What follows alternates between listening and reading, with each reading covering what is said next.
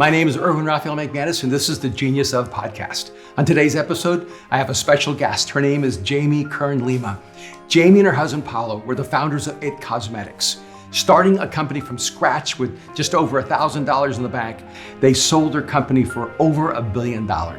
Jamie will tell you that she began as a waitress working at Denny's and then became one of the few women entrepreneurs to actually become a self-made billionaire. You will be so inspired by the story of Jamie. So let's take a moment and dive in and discover the genius of Jamie Kern Lima.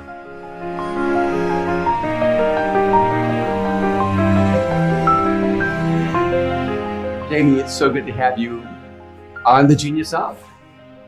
Thank you so much, Erwin. I am so honored to be here. Thank you. And for me, this is a conversation between friends, and I am so excited to introduce you to so many people. Before you wrote Believe It, your story was a story you shared on a very personal level, one-on-one, face-to-face, person-to-person, and now the world has an opportunity to hear the story of your life. But one of the things I wanted to do is talk to you, and I know that may seem a little awkward, but the entire intention of the podcast, The Genius Of, is to identify people who I've seen genius in and to take some time, kind of unwrap the journey of discovering that genius and hopefully inspiring other people to discover the genius within themselves.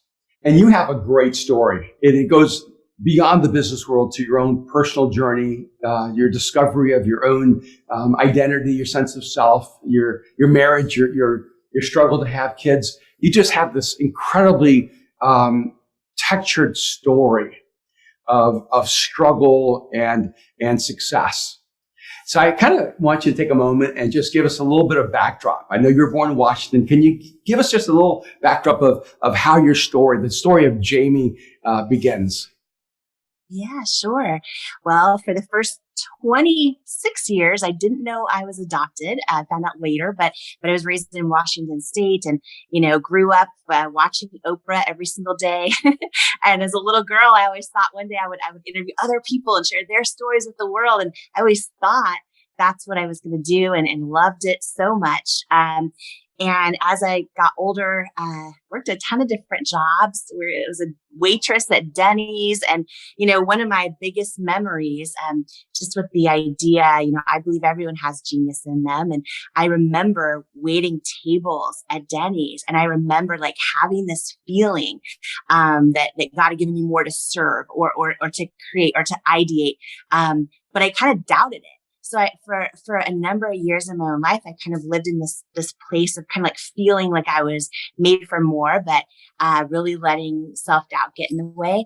And but I felt it. So anyone listening to us who has that feeling, but they don't yet see how they're going to get there, I just want to share that because so many people, they Google me, they just see the outcome, sold a company for $1 billion, but the journey of getting there, my real story is really a girl who went from, not believing in herself to kind of on a journey of learning how to believe in herself. And so, eventually I was, in what I thought was my dream job. I was working in television news and interviewing other people. And I got a skin condition called rosacea, which I quickly learned there's no cure for. And what would happen, Erwin, is I would be, anchoring the news live on television. And I would hear in my earpiece from the producer, there's something on your face. There's something on your face. You need to wipe it off. And I knew there wasn't anything I could wipe off. I knew what was happening was,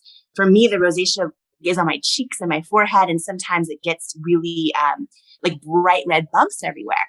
And so I went through a season of what I thought was setback in my life. And I was trying to find every makeup product that would work out there. I had no interest in makeup, by the way. I was just trying to find something that would work. And I couldn't find anything that would work. So I'd be, doing the news live and I'd be having thoughts am I going to get fired? Are viewers changing the channel right now? All those kind of, big, lovely inner critic thoughts of self-doubt would take over. And then one day I just had this kind of gut feeling but if I couldn't find anything that would work for me, right? Because I realized also that, my whole life I had seen these beauty ads, these commercials and magazines. And I loved them. I always aspired to look like them as a little girl. And I thought I loved them. And, they also kind of always made me feel not enough. And I had this moment where I was like, wait, I've never seen a model with bright red rosacea and skin problems. And it's like, I bet if I figure out how to create a product that actually works for somebody with skin challenges like I have, it's probably going to help a lot of people. And then I had this kind of gut feeling that went deeper, which is like, wait, what if I also cast real people as models? This wasn't being done, right? I was like all ages, shapes, sizes, skin tones. And what if I could shift the definition of beauty in the industry for every little girl out there who's about to start doubting herself when she sees those ads, and every grown woman who still does. So I had this kind of giant God-sized dream, if you will, like a feeling. But then that was my gut, right? But my head talked myself out of it for a long time because I had this feeling like, what if you do it? And then my head was like, oh, but you're not qualified. You've got no money. You know nothing about the beauty industry. You have no connections. So I stayed, plus you're in your dream job. So I stayed in that kind of stuck spot for a while. But then one day I just made the decision to listen to my gut and just take that risk. And I think those are the moments that change our lives, and we learn how to hear ourselves and trust ourselves. Wow, there's something really nuanced here because you begin the story talking about Denny's, and I just wonder how many people have worked at Denny's or at a restaurant and felt suffocated that, is this all there is in my life? Mm-hmm. And then somehow you skipped, but somehow you went from being a waitress at Denny's to being a journalist, which is a huge accomplishment. Mm-hmm. And for a lot of people, being a journalist would be the dream, right? That would be the dream job. But you described it as being stuck. And I think this is really interesting because I wonder how many times we achieve a dream that really isn't the dream. It's a transitional place in our life. And maybe it's someone else's dream, right? Someone else becoming a journalist in that situation would be their dream come true. But for you, there's something more. There's something deeper, something more profound. And you had to risk giving up a dream you had achieved. Becoming a journalist from being a waitress is a huge accomplishment. That would be worth the entire story, Jamie. But that was just a passing transition. That was, you were changing trains to stepping into the greater dream of your life. What was I think it's easier to want to move from failure to success. I think it's harder to give up success to step into a greater success. Talk to me a little bit about the transition of leaving success as a journalist to achieve everything to found It Cosmetics. Yeah. And I think that's such a brilliant point because I think that most of us in life, like that's the scary part, is to leave what all of a sudden feels safe or good enough or like it was our dream job, or to your point, maybe it's someone else's dream. And I think, one thought just to add on that too is I feel like, often we're in this culture where we're just told like, don't give up, whatever you do, never give up, never quit, as if that's the victory. And I think sometimes knowing when to let go of a dream is as important as knowing when to go after one. I don't think the victory is just not quitting. I think the victory is like learning to get still and saying, wait a minute, am I feeling called for something else now? Or is this, maybe is this not fulfilling, or maybe it is fulfilling, right? Because everyone is, in a spot right now listening to us, and it could be at any point in their life. And maybe when you're waitressing at Denny's, you love it. Like I have family members who, right? And it's like they love their job. But sometimes, we all know if we get still, if where we're at is where we're supposed to be, or if we're called for something else. And I just think that one place we get it wrong as a culture, and is this idea of just as long as you don't quit, that's the victory. And I think learning to hear, are you supposed to go after a new dream, or are you supposed to stay where you are and learning to get to trust yourself? That's the victory. And so in that moment, I was, anchoring the news thinking I was in my dream job. And still to this day, I just want to interview you. My favorite thing is other people's stories, like still to this day, but I couldn't shake that feeling, that feeling that didn't make sense in my head because I didn't know how it was going to happen. But it was that feeling like, I'm supposed to do this. I'm supposed to take this risk. And, I fought it for a while, but I eventually just made the decision to trust it. And on my honeymoon flight to South Africa with my husband, Paulo, in 2007, we wrote the business plan on our flight, which is not the most romantic way to start a marriage. I had never worked directly with a close friend or partner or spouse. That was a whole nother thing I was about to experience. Anyone who's ever, right, from working with family that it has the most beautiful levels of trust and everything else, but then there's so much else that comes with it. But anyhow, we both just had this feeling. So we wrote the business plan, got back from our honeymoon. We both quit our jobs and we had very little savings, but I didn't know what I didn't know. And I just thought, okay, if we pour all our money into creating our first product and we actually create something that works, it's going to be huge. Like it's going to sell. There's so many people that need it. I was so fired up, Erwin. I was so certain. And thank goodness I didn't know what I didn't know because, from the moment we quit our jobs, it would be over 3 years before we could afford to pay ourselves. We poured all our money into R&D and making the first product. And we eventually created a product that was so good. I believed in it so much. And I thought this is going to be huge. And the day we launched our website, Paulo, so my husband Paulo, we couldn't afford to hire anyone, right? So he went out and bought that like HTML for Dummies, that big yellow book, and he figured out how to build our first website. And I was, I hired one of my friends from the news station, who had never done graphic design, but he made the maps that show you where the crimes are on the news. So he knew some design. So I hired him and he worked just, a few hours early in the mornings. We designed the first product. And anyhow, Paulo built the website and I started sending the product to all the beauty stores that I love and the department stores. They all said no. QVC said no. What ended up happening was it was literally hundreds of no's. And so we were barely staying alive as a brand for 3 years. And it was like doing 1 to 2 orders a day on our website. And it was just, I ended up using my middle name. Marie is my middle name. So Jamie Marie Kern, Marie got her own email address separately because she would email like, Good Morning America and like great news. Our founder's available for an interview. And Marie would hustle, but like never got replies. And we were just trying to stay alive, whatever we could do. And it was 3 years of literally constant rejection and no's from everyone saying, because I had this vision of using real people as models and I wanted to change the beauty industry. Every beauty store, right? And the ones I love, the ones I would save my Denny's tip money to buy products in, like all of them said no. And that they said women won't buy makeup from images like that. Like you need to use unattainable aspiration and images that people could never hope to look like. And that's the only way you'll sell your product. And your marketing doesn't look high end enough. You need to change your packaging. And it was just one thing after another. And so for, and I just want to share that because it's so easy to Google and see like, oh, like as you and I are talking live right now, It Cosmetics is the largest luxury makeup company in the United States. Yeah.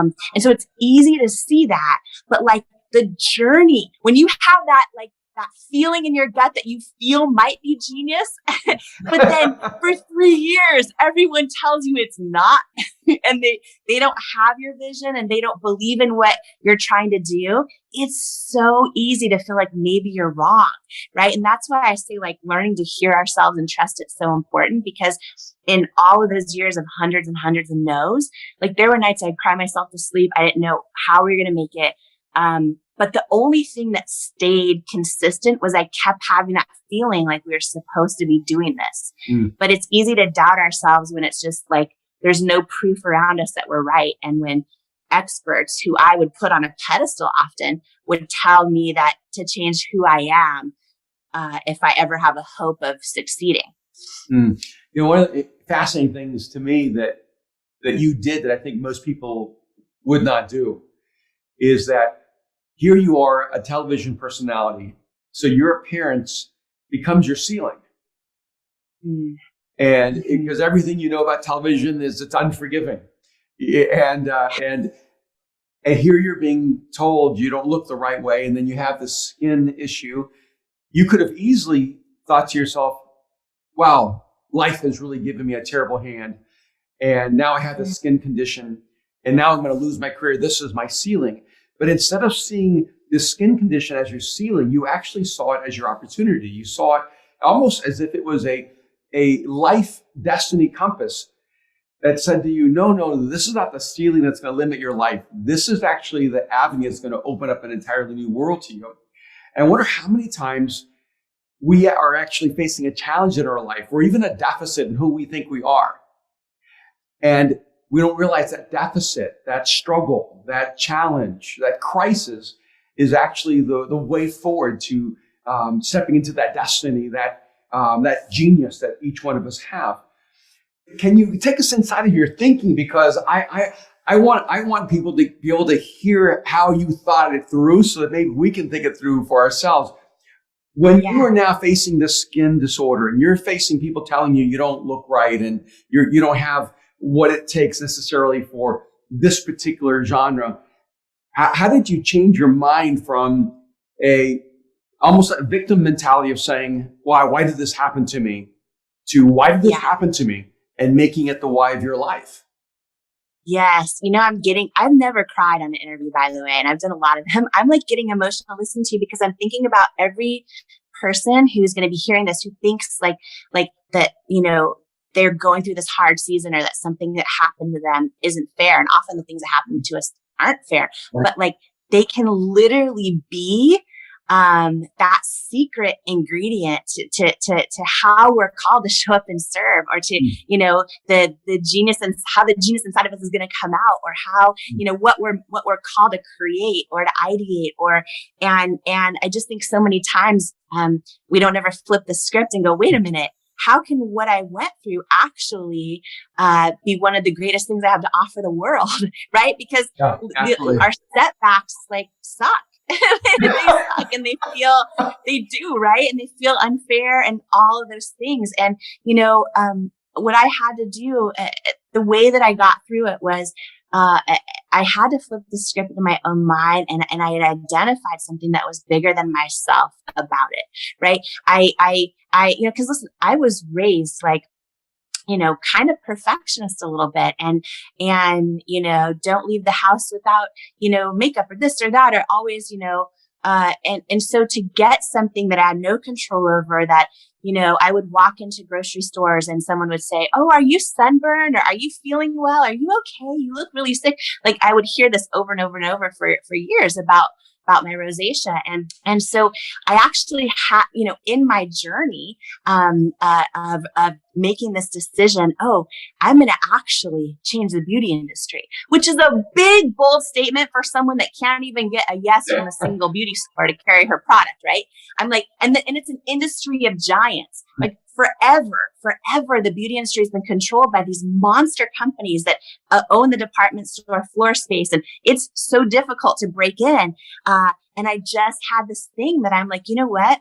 Like, what if I really do use all types of models and I really help change what if I intercept the point where self-doubt hits little girls and little kids, right?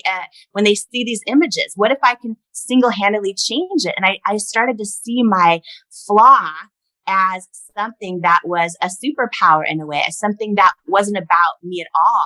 And I've been able to, in my own head, like I'll intentionally, even a lot of days, not wear makeup, and I see it as a empowering thing to really help everyone feel beautiful with or without it, to create products that that work if they want it, but to feel beautiful with or without it. And what I want to say that kept happening, Erwin, is flipping that script a little bit. My mind continued. And what I mean by that is I initially thought, oh, let me use models with problematic skin like me and, and all skin tones and ages. Well, then in my journey, this kind of, and I want to share this because anyone who's had someone just look them in the eye and tell them they're not enough, or who feels like they've been rejected, or has had somebody say words to them that they just have let take root and keep repeating over and over. In my journey, we were a couple years into building the business, and I kept hearing no from Sephora and Ulta and all the department stores. And we finally got a call from a potential investor. And I thought, this is huge. This was a huge private equity company, and they loved our product because our product was really good. They loved our product, and they're really well known for taking small brands, sometimes pre-revenue, and turning them into these household names that we all shop at grocery stores. And I was like, oh my gosh, Paulo, their interest, like, this is huge, because I thought, if they invest in us, A, we're not going to go bankrupt, and B, maybe they can use their power to get us into some of these stores that keep telling us no. So I thought this was going to be life-changing. And we started meetings with them, and we went into the diligence phase, which is where you show all your product pipeline and all the things. And we eventually had a final meeting, and Paulo and I flew up for this meeting, and I thought, this is going to change my life. And I'll never forget this day that the head guy, and the whole team was really kind and sweet. The head guy says, congratulations, we think your product's outstanding, but it is going to be a no. We're going to pass on investing in It Cosmetics. And I said, okay. And we're like 3 feet away in person, right? And I had heard no so many times. And so I was like, okay, can you tell me why? Because like feedback's a gift usually. And I said, can you tell me why? And he got really quiet, and he says, do you want me to be really honest with you? And I was like, yes, please. And he's like 3 feet away, and he says, I just don't think women will buy makeup from someone who looks like you with your body and your weight. And in that moment, like, first of all, a lifetime of body doubt, like, flooded my, my body. And I felt like I was staring my own fear straight in the eye. I didn't feel any anger toward him.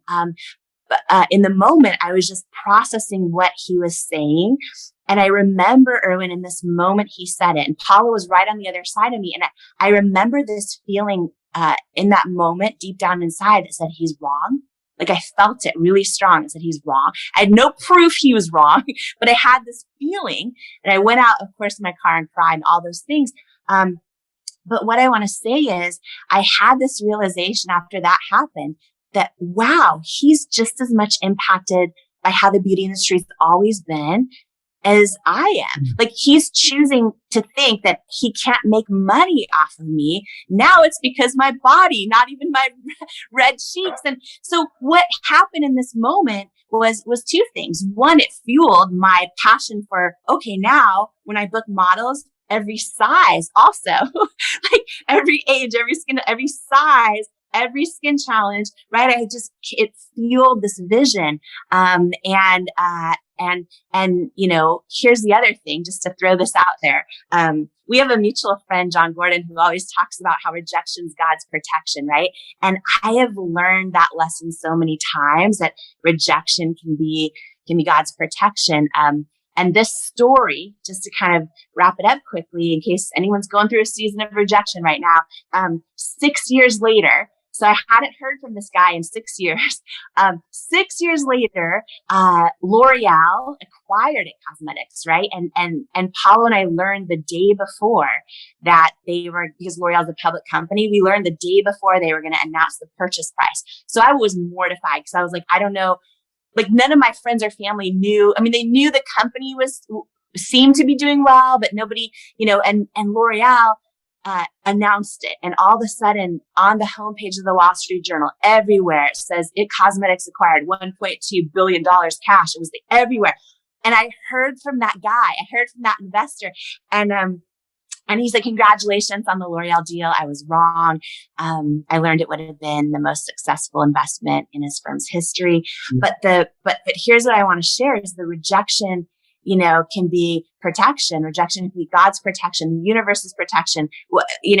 That had he believed in us, like had he invested in us 6 years earlier, we were so desperate. Like I probably would have given him the majority of the company for like no money. You know what I mean? But Right. because he didn't believe in us, Paulo and I were still the largest shareholders by the time we sold to L'Oreal. So it was like, at the time I felt like it was devastating, but thank God he did not believe in us. And so just want to share that for anyone who's having someone not believe in them right now. And that is so powerful. What strikes me about every form of genius I've ever seen is that we tend to think that genius would make things more complicated, but actually genius makes things more simple. And there's a simplicity in what you saw, that women wanted to see real women who were just like them. And that this facade of beauty that is unattainable, this sense of perfectionism has been crippling women and holding them captive to the images that others have projected on them. And in many ways, beyond creating a cosmetic line, you actually created a narrative of freedom for women to feel comfortable with who they are and to love themselves and to reclaim their identity as real human beings rather than some kind of image that needs to please a man. Mm-hmm. Yeah. And, I am, in my journey too, it's like on that topic, I had this big moment in my journey where I realized, wait a minute, how many hours of my life have I spent trying to look a different way, be a different size, find something that looks good, all those things. And I started quantifying, trying to wrap my head around quantifying the hours of my life I had spent toward things like that literally could have been spent on something totally different, right? Like serving, education, creating, ideating, volunteering, celebrating my friends or family. I mean, the quantity of hours and when I realized that and the impact that the beauty industry and other industries has, I mean, for girls and women, it's almost like a form of, self, it holds us back, and we like literally it voluntarily holds us back, right? Because we sort of like feed right into it. And I just had this huge epiphany that has got to change, because I think, and listen, men are impacted by it too, right? In lots of different ways. But it's definitely something that traditionally and historically has really impacted girls and women. And I can't even wrap my head around the number of hours. For me, it probably started at 11, looking in the mirror and going like, do these pants fit, or how can I look more this way or more that way? And just the quantity of hours and time and the cost of what could have those hours could have been spent on just blows my mind. And so I think I believe we're still in the infancy of even people grasping that idea, especially girls and women, and starting to just be aware of it. And I think that especially in the time we're in with social media and highlight reels and almost everything being filtered at this point, I think it's going to be another minute before people really start even processing, that time is their greatest currency. And what are they really spending it on, and at what price? It's an interesting journey, because if I remember correctly, you kind of began in the beauty pageant circuit. And were you not like Miss Washington or something like that somewhere along the way in your journey? Yeah, that was such a big part of my life. Like I think about the hours spent, and the scholarship part of it was great. But the real truth is I spent a lot of time on appearance stuff. I did an episode of Baywatch. I was so hungry when I ran down the beach filming. I was so hungry. And I just think about like, I wasn't even, you know what I mean? And so, starting probably age 11, and it probably took me until my 30s to really just realize, wait a minute, what have I learned my whole life? And what have I actually intentionally wanted to spend my time with, thinking that really mattered my whole life, and why. And really starting to wrap my head around that and going, okay, Maya Angelou says, when you know better, you do better. So it was like, okay, I need to start a new season in my life of going, how can I, because I definitely experienced what a lot of people experience with the pressures of, and the prioritization over things that have to do with appearance, for sure. Yeah, think about the tragedy of this, in that appearance, no matter how attractive a person is, appearance will never be your genius. And appearance is just the wrapping around your genius. You could have spent your life trying to build your life on something that was a genetic transference. We have no control over. I don't know why people are arrogant because they're handsome or beautiful. You had nothing to do with it. It was just given to you. It was, you won the genetic lottery. And yet here you were in beauty pageants, but inside of you was the genius to build a $1.2 billion company. And if you had not found the internal strength to walk away from a superficial narrative of who you were, you would never have lived out the fullness of all the genius inside of you. Can you imagine how many people, even listening right now, may be building their esteem and even trying to fulfill their destiny on something that's on the surface level of who they are, because they've never taken the time to find what is the substance of who they are. So good. And I think too, like back on that topic, like of staying stuck, I think that especially as we grow up and grow older, and we have so much noise all around us, from our well-intended friends and family often to our own, in my case, lack of traction of some of our ideas, or maybe lack of what feels like lack of success in our career, which I went through for a long time, other people's rejections, to the noise of our own self-doubt. I feel like it all gets so loud.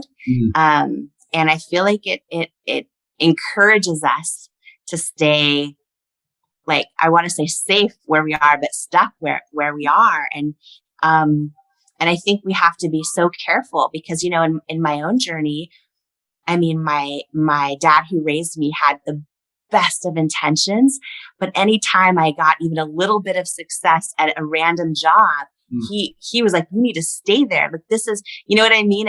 And he loved me, but he was seeing my own journey through the lens of his own experience and the lens of his own fears. And, I'll never forget, I started as a receptionist in a health club, when I was a teenager, and I moved my way up at a bunch of jobs, pushing grocery carts at Safeway, all the things, and, a grocery store. And, but I had moved up to selling memberships in the club, and then eventually manager. And there was this point where I was 18 years old and I was making more money than my dad was. And it wasn't that much money, but he worked in a glass factory inspecting glass, and it was this rotating shift union job. And when I told him, I want to travel, I want to see the world, I maybe want to go to college, all those things. And he literally did not want me to. He's like, do you know how much money you're making right now? And he's like, you really should just stay. And so he didn't want me to go to school. But he really loved me. Like, he wanted me to win in life in his view. And so he was giving me the best advice he knew how. And I think that, we all want to make our parents happy and all those things often.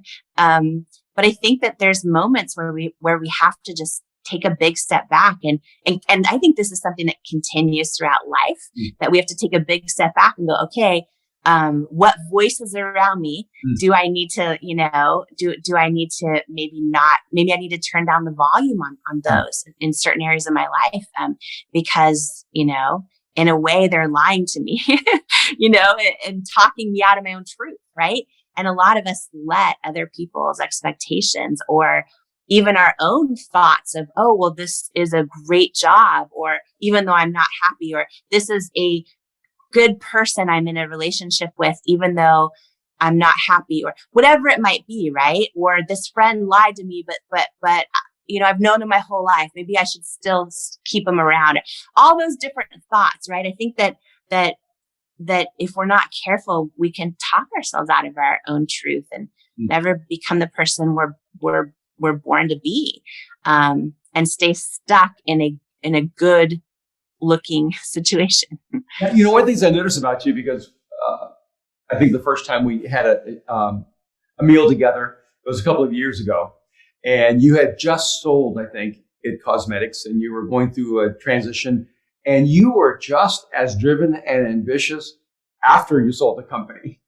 And you were already talking about what you needed to do next, or what was next, or you needed to find your next mission, your next adventure, your next challenge. And what drives you? Because being a waitress at Denny's, it wasn't enough for you, and then being a television journalist, it wasn't enough for you. And I have a sense, for most people, they go, okay, you created It Cosmetics, you sold it for north of $1 billion. You got to be done, right? You have to. The fire inside of you now just needs to be a fireplace where you're just sort of enjoying life and staying settled and staying safe. But I don't sense any desire or ability in you to play it safe, or to want to just sit back and retire. There seems that there's still a fire inside of you. What's burning inside of you now?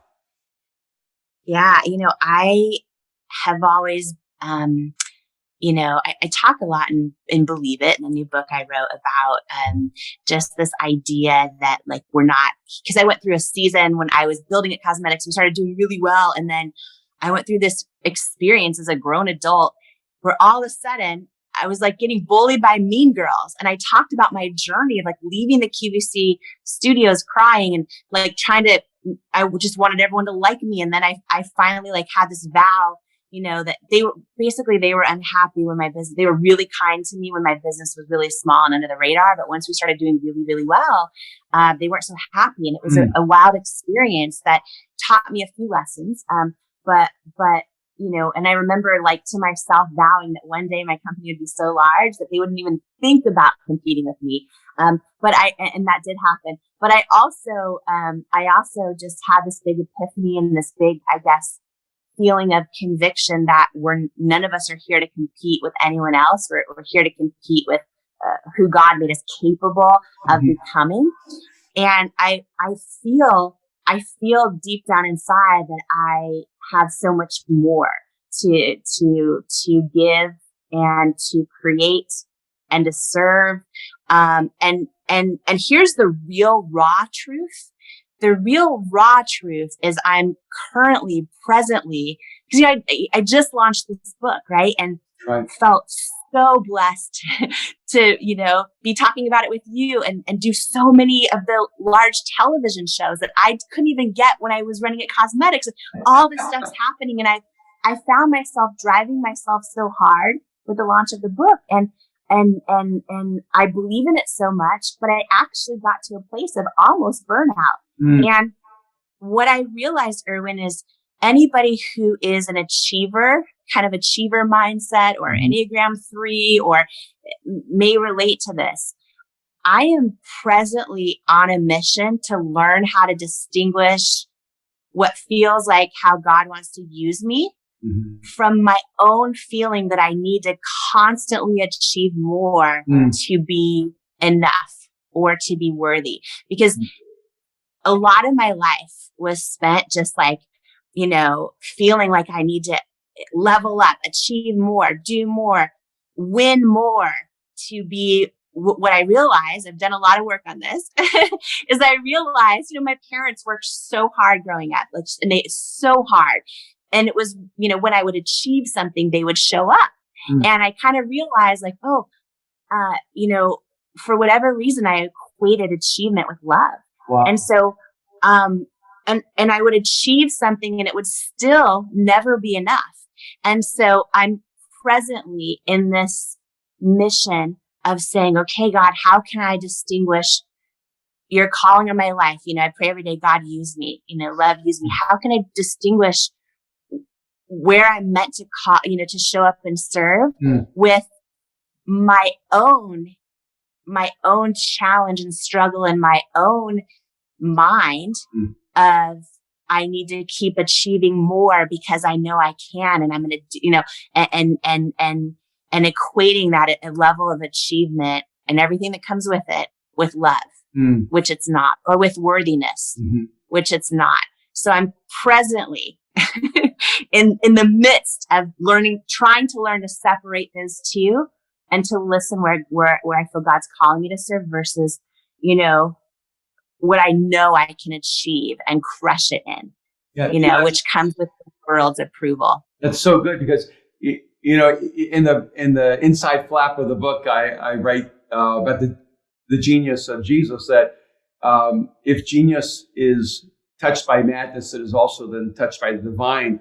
And I think there's always a dark side to a person's genius. And your drive, your ambition, that fire inside of you, it can also create a dark side of the drive that is your identity, trying to earn, to be loved, trying to find significance and success, and not knowing how to unwrap those things.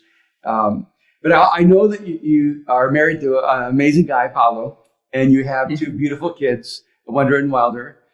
And so maybe this is the setup, but in all that you've accomplished and everything that's happened in your life, describe for me like one of your happiest moments.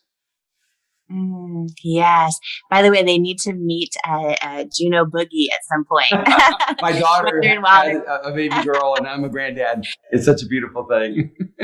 Yeah, congratulations. So amazing. I mean, definitely, this journey of so Paulo and I were in the midst of it cosmetics and building it and growing it, and we were working 100-hour weeks. It was a lot for a while. And we, in private, were trying to also get pregnant.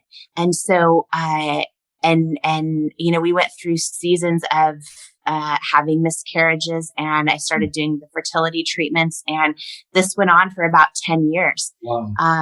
And we were never able to carry a pregnancy to full term. And it was a real struggle. And, I had found out by surprise in my late 20s that I was adopted. And it was a little bit wild because I had known my whole life I wanted to adopt. I just always had this feeling. And Paulo and I had met my husband, long before I found this out. And when we started dating seriously, I said, listen, I want to adopt one day.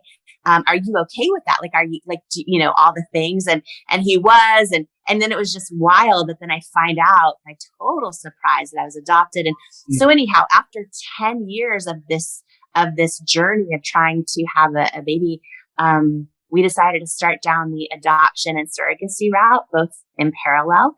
And the surrogacy route ended up going a lot quicker.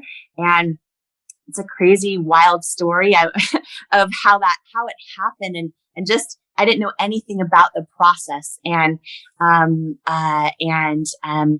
we were matched with a surrogate, and her husband have 5 children already. And she just says she has always felt called her whole life to do this for a family that, is struggling to conceive. And so, I believe she's a real life angel in human form, and she loves being pregnant, all these things. And we had the most beautiful experience. But it was really scary for me. And, in this process, and what I mean by that is, it's like all of a sudden someone else is carrying your child, and you have no control over anything. You do all of these talks and meetings and conference calls leading into it. And we had a great agency that facilitated all of them. But once another person is carrying your child, there's nothing you could do about anything. And that was really tough for me. And, my whole life, though, I learned one of my greatest lessons, and in addition to having one of the most beautiful moments in my life, the day our daughter Wonder was born. I sobbed like a baby hysterically. I think I scared the nurses. It felt like such a real life miracle and such a long journey. But in this season, I struggled, because I realized that, most of my life I've been kind of like a lone wolf with a lot of stuff. And I always I mean, poor Paulo. There was 5 years I did not want to get married. I'm like, I don't need a man. I don't want like all this stuff, right? And I always thought my independence was this badge of honor. And what I realized through our journey of surrogacy, I had to depend on another woman to do something I couldn't do for myself. Like I fully had to depend. It was so scary for me.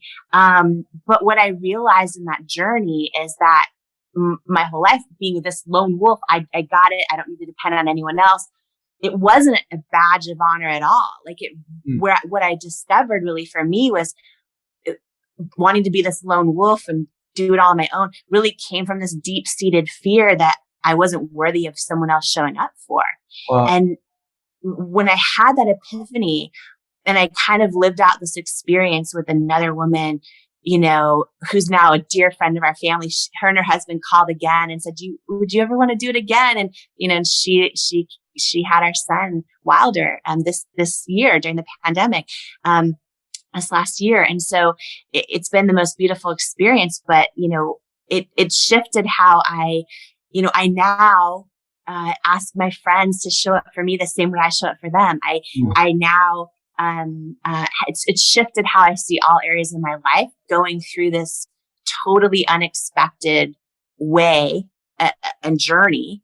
I would have never wished this. I would have never wished the 10 years of not being able to do it on my own, but I'm sure grateful for the lessons that came out of it. Once again, you faced a crisis that other people consider the closed door and found a way to see something beautiful, see life come, and you have two amazing kids because of it. So I'm going to just ask you a couple quick rapid fire questions for those who are listening who would love to have 5 minutes of mentoring with Jamie Lima about discovering their own genius. When I was young, I had an opportunity to meet with a lot of CEOs, a lot of founders of large companies, and I would always ask them, what's the one thing you do that makes you good at what you do? And so if you had to boil down your genius, and maybe you wouldn't call it that, but I'm calling it that. If you had to boil down your genius, what would you say is the genius that you take with you in everything you do? Oh, Erwin, there's a couple things. Can I say two really fast? As many as you want. Okay. One is I have created a relationship with rejection where I'm no longer afraid of it. I'm no longer afraid of it. And I think that fear of rejection or self-doubt kills more dreams than almost anything else. Okay. And I feel fearless in a way about that one thing about rejection. And I still face rejection all the time, right? Sometimes it's as simple as inviting a group of friends and the way one of them handles it, you're like, oh, I don't think, whatever it is, right? We face different forms of rejection, but I think, and by the way, you look at the studies even for women specifically, and because of fear of rejection, they're scared to ask for a promotion or ask for a raise. It's everywhere. And I think there's that famous saying, what would you do if you knew you couldn't fail? Mm-hmm. And I think that those kind of questions are really important. And I think for me, I'm not afraid to fail. I'm not afraid to be rejected. And I think that's so important on all of our own journeys of tapping into our genius. Because I think we end up talking ourselves out of our own genius. And the other thing I want to say is something I had the huge blessing of talking about with you while I was writing my book. And that's the power of learning to tune into your own intuition, your own gut, and trusting it. And one of the things that you and I talked a lot about, which really helped me articulate it so much stronger and believe it, was about this idea that, intuition is a muscle that you build over time, and that it's a lifelong journey of learning to really hear yourself and make a decision to trust yourself. And I just think that, everyone listening to us, if they really get still, you'll know, are you in the right job or are you in the right relationship? We all know, right? And I think that when we learn to start hearing ourselves and trusting it, I think that trusting ourselves, I think that's biggest thing on how to tap into your own genius. And I think that a lot of people never do that. Never learn how or relearn how. So learn to have a positive relationship with rejection and develop a trust for your intuition, your gut as you move forward in life. I can look back on my life and think about many of the decisions I've made that I regretted or that I wish I'd made a different choice. My gut always told me, don't do this. I can look back and if sometimes it was like a knot in my stomach, sometimes it was like an overwhelming anxiety, but there was always like something inside of me to let me know this is not the right decision. And I let the circumstances around me or the weight of other factors, or sometimes I just didn't have the self-efficacy to trust my gut. And you know, and one of the things that I had to learn over a lifetime, and this is one of the things I shifted, is I refuse to live a life of obligation. I want to live a life of intention. And most of the time when I didn't listen to my gut, I was living a life of obligation. And when I began to live a life of intention, it was amazing how my intention and my intuition lined up time and time and time again. And it seemed that somewhere along the way, you just moved into the zone where your fearlessness, rejection was not going to stop you. And your confidence in your intuition, because of your intention, just moved you forward and has really been a guiding light for your life. It's a beautiful thing to see. I love being a part of your story, even as your friend. And I'm so grateful that not only have you been courageous in living your life, but you've been really courageous in helping other people live their lives. You wrote a book called Believe It. And I know that a huge part of it for you was that you wanted to inspire, even especially women, to dream big, to risk big, to accomplish great things in their lives. And if you had one last chance to just to speak into the life of those who are listening right now, and as they are hoping, maybe against hope, there's genius inside of them. Maybe they're a waitress at Denny's, maybe they're a journalist, maybe they're a teacher or a mom, and they may be facing a career decision or a life decision. And what would you want to say to them right now in terms of just discovering and pursuing their own genius? Well, I believe everyone has it inside of them. I believe we come from genius, right? So it's in us. And I think that knowing that is huge, and wrapping your head around that and just believing that is really, really big. And I think the other thing I believe is, yes, it's a journey, and yes, we, go through so many tough times, but, like we talked earlier, I think often, like our setbacks, right? Really, or our tough times or our struggles, really are part of, I think, God's intention in our lives, so that we become strong enough to actually carry the weight of our calling. And I think that, another big thing I really believe is every one of us has what we need inside of us already to accomplish our greatest dreams. I believe that. And I think part of our journey in life is learning to believe that for ourselves. But I believe all things are possible. I really believe that. And especially when we stay in faith. And, the book, Believe It, it's like, I really wrote it for everyone who struggles with self-doubt and wants to go, how do I break through it? And I called the subtitle, How to Go from Underestimated to Unstoppable, because I think so many of us feel underestimated by others, but we're often the ones underestimating ourselves more than anyone else. Like, even in my journey of all the people saying no and all the people telling me I'm not enough, I still often struggle with underestimating myself, more than them, and learning that, learning to break through that, I think, is huge. But I think it's possible. It's possible for everyone, and everyone's worthy of their greatest hopes and wildest dreams coming true. And I think that it all starts with step one, which is believing that. Jamie, it's been such a gift to be able to step into your genius and to have that genius inside of you inspire the genius inside of all of us. Thank you so much for joining me on this episode of The Genius Hub.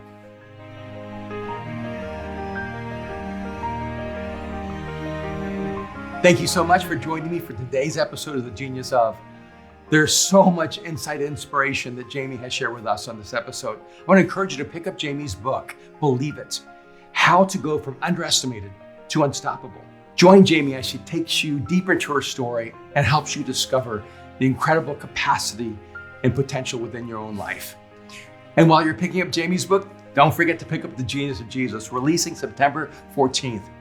The Genius of Jesus will help you not only discover Jesus in a fresh new way, but also discover the genius within you. If you're listening to us right now on YouTube, I want to encourage you to leave a comment and maybe a recommendation of a future guest I should have. Subscribe on Apple Podcasts and join the Genius Of podcast. I want to thank you so much for joining me today.